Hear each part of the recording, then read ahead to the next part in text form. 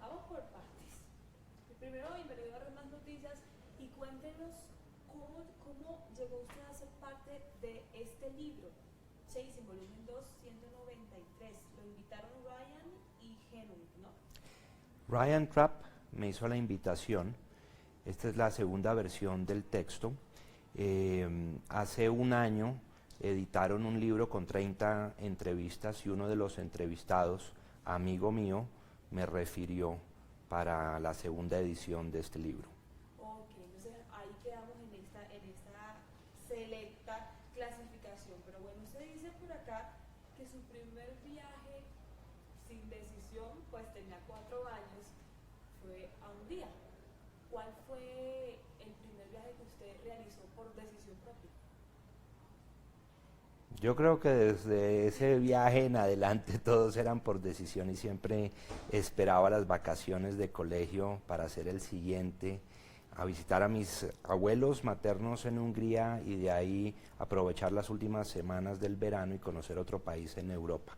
Y cada vez fui escalando más en intensidad y sofisticando los destinos. Quizá la primera gran decisión que hice fue al terminar bachillerato, como premio a ser un estudiante juicioso, pude escoger destino y opté por Sudáfrica, Zambia, Zimbabue en el año 86, para preocupación de mi señor padre, que no se esperaba algo de ese calibre.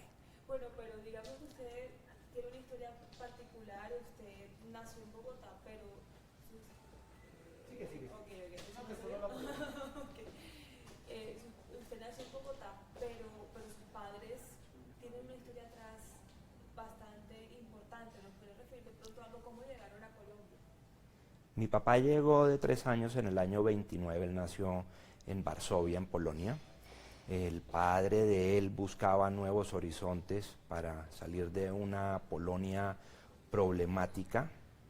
Mi mamá nació durante la guerra en Budapest en el año 42, sobrevivió el holocausto y llegó aquí en el año 57 después de la invasión rusa a Hungría. Los padres de mi mamá se quedaron a vivir en Hungría y esa fue mi conexión desde muy joven a otros mundos, especialmente en los 70s, en que Hungría implicaba un mundo comunista, era detrás de la cortina de hierro, era entender y sentir el universo desde otro prisma. Ok, entonces su primera decisión, de ahí en adelante usted notó que yo quiero conocer el mundo. ¿De dónde nace la necesidad de decir, yo quiero seguir yendo a Hungría, me parece súper chévere, Colombia me parece chévere, pero yo quiero explorar el mundo, quiero explorar nuevas cosas? ¿De dónde salió ese gusto? En gran parte se lo debo a mi papá, quien desde muy joven me enseñaba de historia y de geografía y me relataba cuentos de civilizaciones pasadas o presentes, y siempre le encontré en eso la fascinación, pero para mí los viajes siempre implicaron aventura y siempre me abrían los horizontes a culturas, idiomas, religiones, entonces siempre lo quise explorar. Desde joven eso me hizo raro y siempre quise ser aún más raro, no ser el hincha del mismo equipo que todos, acumular experiencias y me di cuenta desde muy joven que la mejor manera de conocer el mundo era viajando. Yo sé que Entonces, hubo un momento de su vida que usted sintió muchísimo miedo en uno de esos viajes. miedo he sentido en más de una oportunidad, pero un miedo acompañado también de adrenalina muy positiva. Fui arrestado 2 veces por cargos de espionaje, una vez en Zambia y más recientemente por la KGB en la República de Abjasia. Tuve un encuentro con el sobrino del dictador de Guinea-Bissau, quien quería aprovechar el momento de relacionarse con un colombiano porque quería hacer grandes negocios. Esos son momentos. Pero cuéntenos esa historia porque tengo entendido que usted se quería tomar una foto. Yo no quería tomarme una foto, sino estando en Guinea-Bissau quería aprovechar el momento de conocer de lejos lo que es para tristemente célebre, la única comunidad colombiana organizada en África, obviamente de traquetos. Pero la quería ver de lejos, no quería llegar al restaurante de ajiaco o al puesto de obleas y dármelas de colombiano, no quería pasar esa aventura, pero sí quería de lejos ver cómo podía ser una comunidad de colombianos en un lugar recóndito de África. Entonces, mientras almorzaba con mi hermosa novia, le pedí al guía que fuera a averiguar dónde estaban los colombianos, para luego en la tarde pasar de lejos y tomar alguna foto. Y no habiendo terminado el almuerzo, se me acercó este señor en un perfecto español y se presentó como sobrino del primer ministro y socio del ministro de Defensa, y sin preguntar más, él confesó sus vínculos con esas cosas que no nos hacen muy contentos y orgullosos, y comentó de todas sus conexiones a través de Venezuela y cómo sentía que tenía algunos pocos años para capitalizar buenos negocios, y tenía entendido que yo era un empresario respetable de Colombia que venía a hacer eso, cosa que obviamente me incomodó mucho. ¿Cómo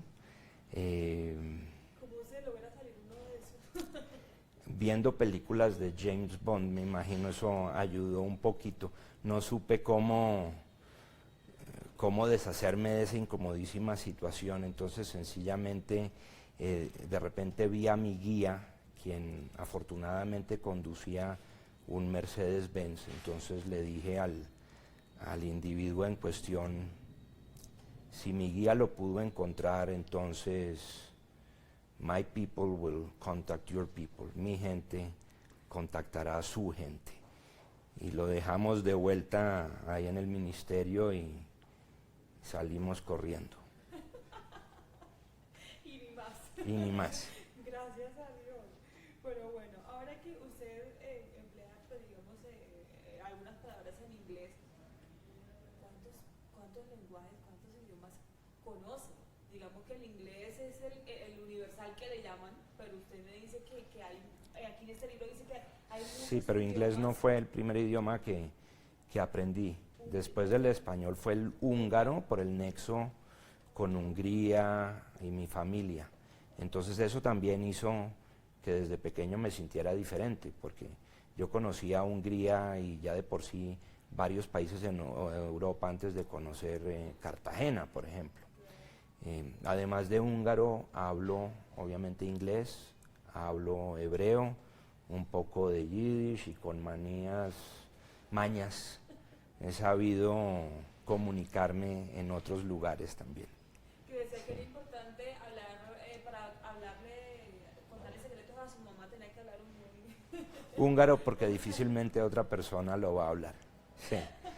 Salvo por eso el húngaro no es muy práctico. El que más le ha servido en sus viajes, digamos, ¿cuál ha sido? Es inglés, claramente, sí. Ok, bueno, al momento de uno pensar en viajar, muchas cosas, yo siempre termino haciendo mal la maleta. Yo meto ropa y al final, cuando llego al destino, digo, ¿yo para qué me traje todo eso? Y nada me sirve. Válido. Entonces Sí. yo digo, uno no se aburre a veces también como Bueno. decía, ay, otra vez empacar maleta, que llevo, que hay que llevar uno para uno decir, esto es lo que me va a servir para qué tal aventura. Depende del tipo de viaje.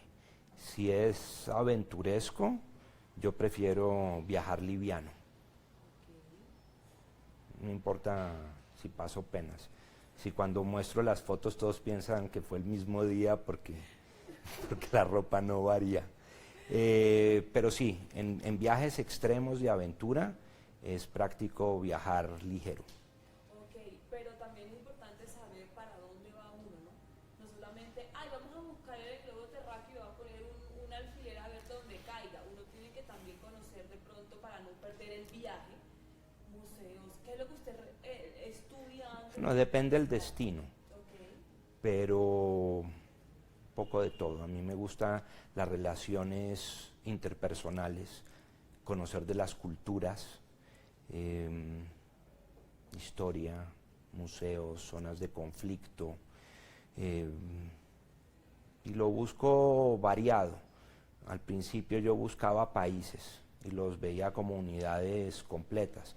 Con el tiempo, en la medida que la lista de países se me ha ido agotando, he ido buscando regiones más particulares o rutas específicas, si es la ruta de la seda o el Route 66 en Estados Unidos. Entonces voy sofisticando los destinos y buscando temas particulares. A veces tienen que ver con las raíces históricas de mi familia, a veces tiene que ver con conflictos políticos de hoy en día, a veces son lugares raros donde puedo sentirme ser quizá el primer colombiano que llega a esos lugares, y eso de por sí hace que sea válido el destino. Hay muchos motivos y muchas razones, y no todos los viajes buscan lo mismo, o la razón del éxito y la alegría en el viaje es por los mismos factores. Europa va a ser un lugar de museos, África no, hay lugares donde uno quiere buscar más lujos o son más asequibles, en otros es precisamente lo contrario lo que lo hace interesante. ¿Usted está de acuerdo con eso que no recuerdo quién lo dijo, pero también una persona que viajaba mucho que decía que Europa es un museo y Estados Unidos es un centro comercial? No, en absoluto no. Europa es muchas otras cosas también. Quizá para los viajeros novatos, Europa es París, es Londres, es Madrid, entonces van a ser los museos. Pero en Europa uno se puede perder por caminos y pueblitos y además llegar a lugares más recónditos de Europa. El sur de Rusia y el Cáucaso, por ejemplo, son fascinantes y muy remotos. Y Estados Unidos no es el mall y no es la playa. Para sorpresa mía, es de los lugares más bonitos que hay en el mundo. La zona del sudeste de Estados Unidos, los desiertos, las rocosas, incluso en las planicies de Estados Unidos, la parte cultural, los pueblitos, son unos paisajes hermosísimos que no muchos conocen. Mientras uno más conoce, más se le va ampliando los horizontes. Einstein decía que mientras más crece el círculo del conocimiento, más crece la circunferencia de lo desconocido. Eso pasa con los viajes también. Mientras uno más conoce, más se da cuenta que hay cosas que le faltan por conocer y se puede sorprender aún más. O sea que nunca le tuvo miedo a los aviones. Jamás. Bungee jumping sí, pero aviones no, y lugares raros no, cruces de frontera no, eso hace parte de la adrenalina. El próximo año estamos invitados a la segunda convención de viajeros extremos en Somalia. Yo sé que eso es un riesgo grande, pero no deja de ser tentador. Claro, no solamente Somalia, bueno, digo, ahora creo que el lugar más seguro, lo decíamos jocosamente, Colombia, con todo el tema internacional que está sucediendo, Estados Unidos está bajo amenaza, Europa está bajo amenaza. ¿Cómo decir uno hoy en día a una persona que viaje sin ningún problema, mire con todo lo que está pasando? Sí, válido comentario, y particularmente en Colombia, como viajero extremo, confío y rezo porque esos horizontes en Colombia se abran. Colombia es un país con un potencial enorme, y si bien no le he conocido tanto como quisiera, sí he estado en unos lugares a hora y media en avioneta de acá, que claramente pueden ser de los lugares más recónditos y distantes en que he estado. una Colombia en paz va a ser una Colombia fascinante para el viajero. ¿Qué le falta por conocer de Colombia? Como en el mundo hay unos lugares obvios, pero no conozco, no he estado en La Guajira, por ejemplo, no he estado en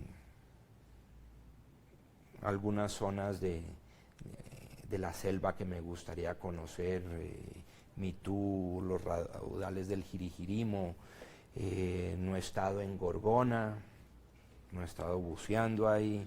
Hay muchas cosas obvias que me faltan, igual que en el mundo. No he estado en Australia, pero sí he estado en media Rusia. ¿Cuántos países a grosso modo como para tener de registro? Depende cómo se cuenten los países. En las Naciones Unidas hay 193 y por eso el nombre del libro. Ahora en las Olimpiadas hay más de 200 concursando. Creo que Hay, fue una buena clase de geografía porque había países que yo ni siquiera sabía que existían. así es. Y hay muchos que tampoco están compitiendo ahí. Yo alguna vez pude ver el partido de dos selecciones que ni siquiera en la FIFA están reconocidas, la de Abjasia y Nagorno-Karabaj. Entonces depende cómo se haga la lista. Mi lista de países, como yo la hago, diría que me estoy acercando a 150 países. Pero igualmente en la medida en que esa lista de países la he ido agotando, me he ido concentrando en otro tipo de listados. Por ejemplo, existe un website que se lo recomiendo a todos los viajeros, se llama The Best Traveled, que divide al mundo en 1280 regiones. En ese caso Colombia no es un país, o como pasa en otros listados, es la Colombia continental más Malpelo o Malpelo y San Andrés. En ese listado Colombia son quizá 8 regiones, Andina Norte, Sur, Llanos, Amazonía, algo que hace más sentido geográfico, cultural y demás. Ese, digamos, es el listado que más me interesa, que más me motiva, y en ese me estoy acercando a 500 regiones y me ranquea dentro de los 100 primeros. Claro que sí. Bueno, ¿y cuántos pasaportes ya tiene acumulados durante toda la vida? Ni idea, ni idea. Eso sí van pasando rápido. Y cuando usted, esa pregunta puede ser muy tonta, pero sí me gustaría, porque cuando usted llega a migración, ¿qué le dice? Ah, bueno, ahí. Pero mire, yo soy una persona común y corriente, o sea, y en un mes fui a Las Vegas y a los 15 días llegué porque es que casualmente fue noviembre, fin de año, me fui con toda mi familia para Miami, Orlando, y me preguntan, ¿usted por qué viene tanto a los Estados Unidos? Entonces, ¿qué le dicen? No sé, como inmigración, como que bueno, o sea, no le prestan atención, no le ponen problema, o antes sí, como que se... No, afortunadamente en esos cruces de frontera el número de sellos no ha sido tanto el tema. A veces los comentarios amargos o también muy simpáticos por ser colombiano y estar cruzando unas fronteras donde pues es muy novedoso ver a un colombiano. Pero eso no, afortunadamente ese no ha sido problema. Pero ¿cuántos pasaportes tengo? Ni idea. ¿Cuál es, usted me dice que Estados Unidos le parecía muy bonito, pero ¿cuál ha sido, digamos, el que con más frecuencia ha ido? Con más frecuencia, pues seguramente lugares más cercanos donde tengo unos vínculos familiares o donde he tenido vínculos comerciales, Estados Unidos, Panamá, pero por destinos, obviamente los países europeos, porque es una zona que conozco más en detalle, porque además es una zona obligada para llegar a otros destinos. Si voy a recorrer Siberia o Asia Central, estoy obligado a pasar por Europa, ¿no? Entonces obviamente en Europa es donde más he estado fuera de Colombia y Estados Unidos, que serían los destinos obvios. Claro que sí. Muchas veces yo he querido, yo sueño con ir al Paseo de la Fama, yo quiero conocer el Paseo de la Fama y tengo el tema y tengo mucha gente que me dice, no te pierdes de nada, Los Ángeles no, o sea, eso de verdad no. Usted que conoce tantas cosas y cuando alguien le dice, ¿dónde me recomiendas ir? ¿Usted alguna vez ha dicho, no vayas a tal lado, ahórrate esa plata y más bien vete para otro lado? ¿O usted considera que la misma persona tiene que hacerse la idea de cada país? Bueno, hay de todo, porque los viajes son muy personales.